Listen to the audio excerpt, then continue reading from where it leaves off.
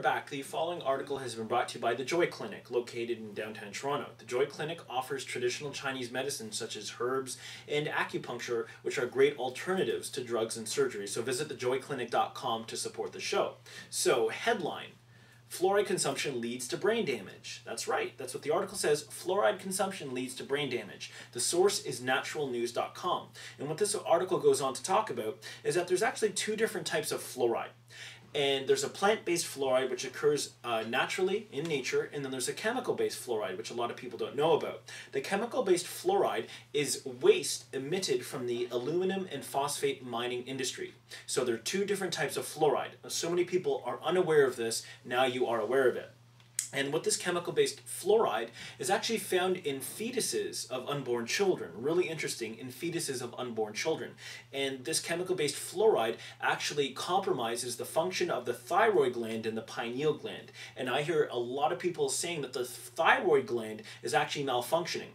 And this might be one of the reasons why their thyroid gland is malfunctioning.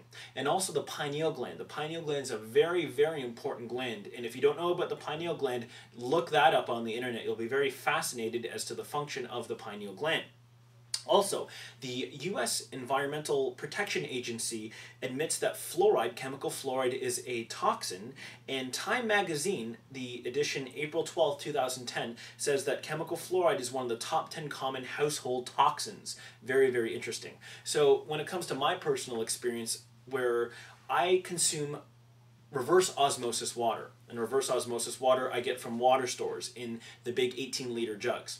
Now, I do not consume tap water because it's this tap water that has the chemical fluoride. So I consume reverse osmosis water, and sometimes I add liquid oxygen to the reverse osmosis water. So again, something for you to consider is that there are two different types of fluoride. And again, go to my website, click on Natural Health and Wellness News, and you'll be able to find the whole article for you to get an education on, and do your own internet research as well. Very important, do your own research, get an education. And again, this article has been brought to you by thejoyclinic.com, offering traditional Chinese medicine and holistic wellness consulting, located downtown Toronto, thejoyclinic.com. Thanks, and we'll be right back with another article.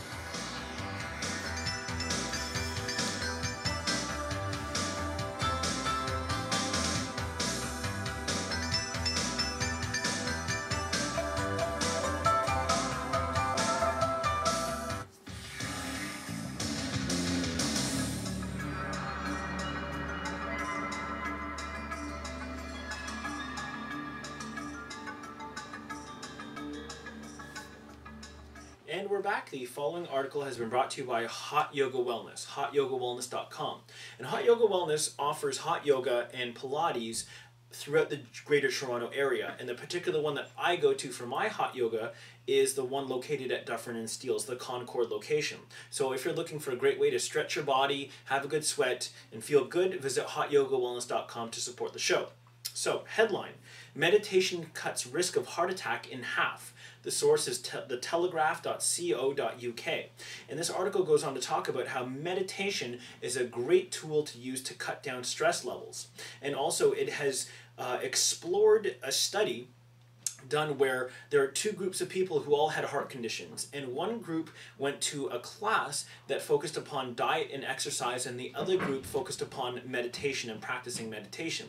The group that attended the diet and exercise class, there wasn't really much of a reduction in terms of heart conditions or heart attacks in that group, where the group that went to meditation and practice, there was actually a 40% decrease in heart attacks. So it goes on to show that meditation, when practiced on a daily basis, can actually cut down our risks of heart attack, whether we have a heart condition or not, by as high as 47%. And what's also interesting is that meditation, daily meditation, actually lowers your blood pressure as well. And there's a lot of people out there who are on high blood pressure medication. And high blood pressure medication, yes, can help lower your blood pressure, but you can also do it naturally by changing your lifestyle, by meditating, and even exercise itself. I teach what's called Qigong. And Qigong actually is a moving meditation that helps you to slow gentle movements of your body and is a way to lower your blood pressure, to relax, and just to feel good and tone your body at the same time. So again, according to this article, meditation when practiced every day can lower your risk of heart attack by as high as 47%. So something for you to consider. And again, this article has been brought to you by Hot Yoga Wellness, and Hot Yoga Wellness offers great hot yoga in the Greater Toronto area as well as Pilates. And visit Hot Yoga Wellness to support the site. And by the way, if you go to Hot Yoga Wellness, they will give you a complimentary class so you can try it out and feel if it's a good fit for you. But again, visit hotyogawellness.com for more information, and we'll be right back with another article.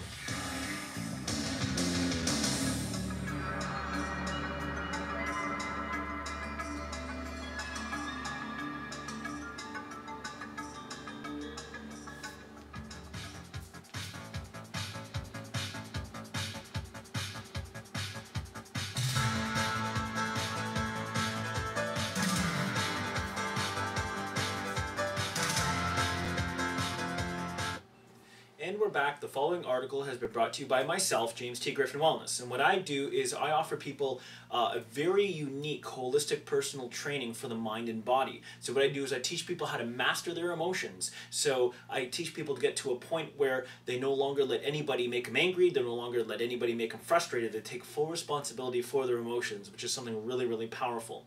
I also teach meditation, and I teach Qigong, as I mentioned earlier. Qigong is a slow, physical, meditative movements that's practiced in China that slows down aging and helps people to live till the age of 100 with high quality of life. And the very unique thing that I've done is I've created a Qigong program that incorporates 3-pound weights. So you actually get to tone your body while you actually still slow down the aging process, which is a very, very wonderful program. So again, visit my website, jamestgriffin.net, to find out exactly how I work with people. So, headline: people often mistake sugary sports drinks as healthy. The source is naturalnews.com. This article goes on to talk about how many of these sports drinks, which we are programmed to believe are healthy for us, actually contain high amounts of sugar and some chemicals. And if we drink these on a regular basis, the sugar, if it's not burned off, it actually stores into fat and we put on weight. And there's also some added chemicals, some artificial chemicals that are used to flavor it as well. And these chemicals are actually, they promote cancer, they're carcinogens. So again, something for you to consider is that these sports drinks, according to this article, may not be as healthy as we've been led on to believe. And if we were to drink one, according to this article, every day for a year, we could put on 10 pounds. So in regards to what I do, when it comes to if I'm going to participate in some sort of sport and some physical activity, what I do is I'm going to drink water, of course, because water is what our body craves, but I'm also, for a boost of energy, what I do is I take a teaspoon or tablespoon, depending on what I want, of raw honey, and I put some organic cinnamon on top, because the raw honey has some glyconutrients in it which give us a boost of energy, helps us to regenerate our cells faster, and the cinnamon, when you combine it to the raw honey, actually lowers the glycemic index, so we don't have a big spike of sugar and then come crashing down with low energy. It's a great way to boost our energy naturally, and when you combine raw honey and cinnamon together, it combines to make a very medicinal property. So I encourage you to do your own internet research on these sugary sports drinks, as well as do your own internet research on the combination of raw honey and cinnamon, because if you like what you read on the internet about raw honey and cinnamon, you may want to consider adding it to your eating lifestyle. All this information is for you to consider. Do your own internet research. And again, this article has been brought to you by myself, James T. Griffin Wellness, where I offer you holistic personal training for the mind and body, which consists of emotional mastery, meditation, and Qigong with mild weight. So visit jamestgriffin.com to find out exactly what I can do and how I can help you specifically. And we'll be right back with another article.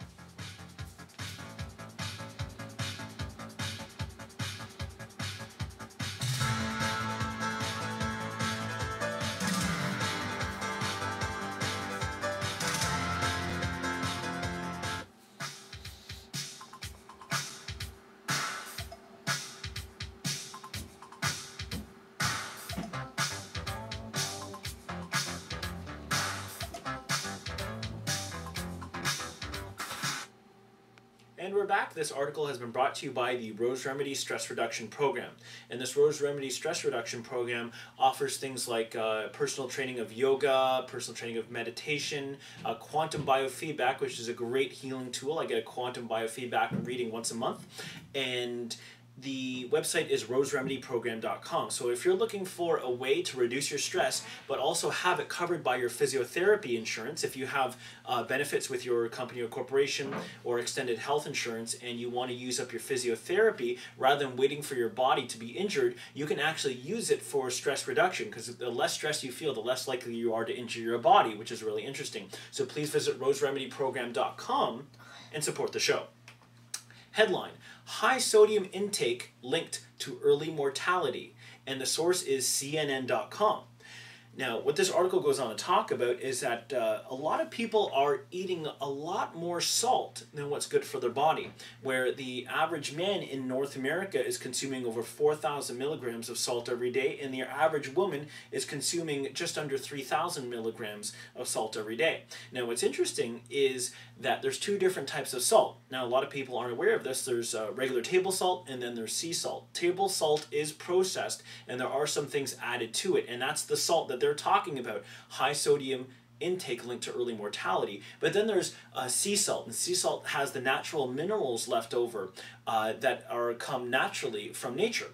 So the table salt doesn't have the minerals that sea salt has. There's a couple different types of sea salt. There's Himalayan sea salt, there's kosher sea salt. There's a couple different types of sea salt that are available to us. So what I do is I use sea salt, and I do use it every day. I don't use a lot of it, but I do use it. It does help to flavor food. It tastes just as good, in my opinion, as regular table salt, but it's far more healthier for you. So, and even if I'm going to consume sea salt, I'm not going to have 4,000 milligrams of it a day. That's a little excessive. But for me, I put it on my salads.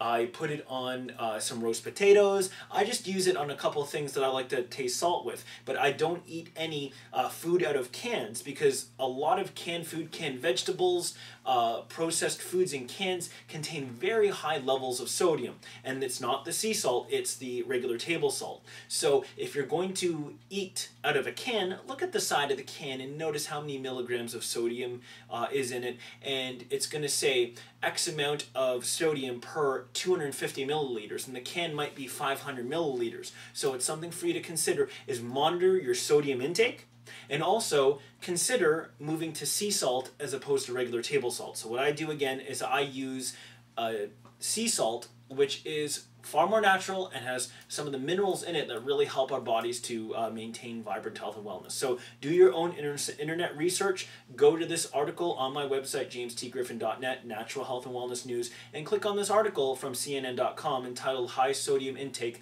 Linked to Early Mortality. Something for you to consider. And again, this article has been brought to you by the Rose Remedy Stress Reduction Program, offering stress reduction methods that are covered by most insurance companies under the category of physiotherapy. The website is roseremedyprogram.com, and we'll be right back.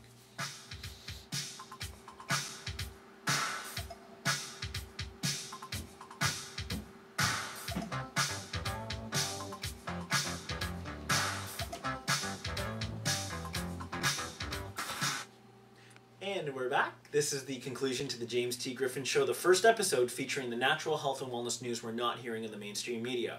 I trust you enjoyed the 7 articles that I presented to you, because I do want to educate you on the different options that you have that can help you to create and maintain vibrant health and wellness. So again, please tell more people about this show. The more people I see watching the show, the counter is on YouTube, the more I will bring it to you more frequently. Right now it's 1 day a week. I do want to get it to 5 days a week, and in order for me to do that, again, I need you to share this, so the more people I see the show, that are watching the show, the more I can bring it to you. Also, please support the sponsors. It's the sponsors that are really helping to bring the show to a reality, helping to bring you the information that you need to know and that you need to hear to help you to create and maintain vibrant health and wellness. So I did promise you a tool to help you to shift your mindset from thinking that creating and maintaining high levels of health and wellness is a chore and painful, to moving into the direction where it's an enjoyable process, the whole beginning and the maintenance of the whole process. And this is a tool I'm going to give you. Number one, most people they only try to do things. They say, I'm going to try this and I'm going to try that, and there's not much power behind the word try. Now, the people who actually create things, the people who get things done, they don't try. I don't try to do anything. I make decisions. And when I make a decision, what I say to myself is, I'm going to do this, that's it, period. And after this decision has been made, the very moment it's been made, I allow that decision to unfold more and more each and every day. And I understand that my decision might not fully manifest the next day or the day after. I know that there's a process involved, there's patience involved, there's commitment involved, and there's excitement involved. So the very day I make the decision, I allow the details of that decision to unfold more and more and more each and every day. So, and I observe my progress, and every day that goes by, I feel more excited, I feel more happy about my decision. So again, you can try things, or you can make the decision and you can do things. There's a huge difference between the two. I invite you to abandon the idea of trying things and make the firm and definite decision and say to yourself, this is a decision that I've made, that's it, period, end of story, and I'm going to allow the details of this decision to unfold. So that's something for you to consider, is making a firm and definite decision and allowing the details to unfold more and more each and every day. So again, I do want to bring the show to you more often. And in order for you to do that, or in order for me to do that, please tell your friends, tell your family to watch it, and please support our sponsors. Our sponsors are located on the website, jamestgriffin.net, and I do look so forward to bringing you more of these shows on a more consistent basis. It's been a pleasure to share this information with you. Create yourself a great day.